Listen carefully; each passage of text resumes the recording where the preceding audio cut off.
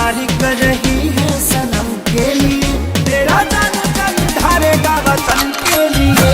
सुमारी कर रही है सनम के लिए, तेरा जान जल ढारेगा वतन के लिए। ओम नमः शिवाय, ओम नमः शिवाय।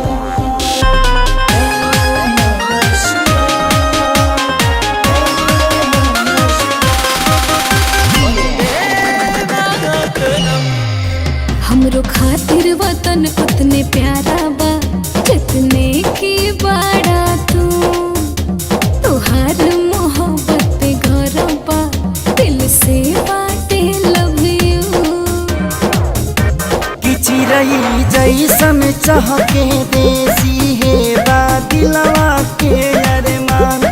कवनो आफत विपत नया है, भोले बाबा करस कल्याण।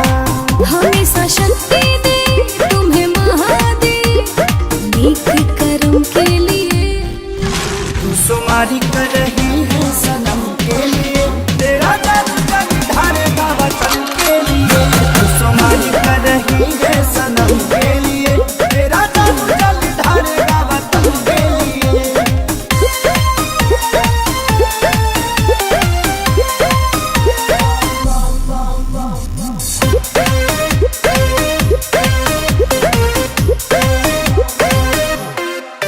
बड़ी भाग वाला बानी खेसारी हो जे हमके मिलला तू। माँ भारती के बेटा के नामे हम मंगिया में लगाएब सिनूर। कि जवाना माटी में खेलनी कुदनी जहाँ भैनी हमसे याद। यही कारण करेले अखिलेश भारत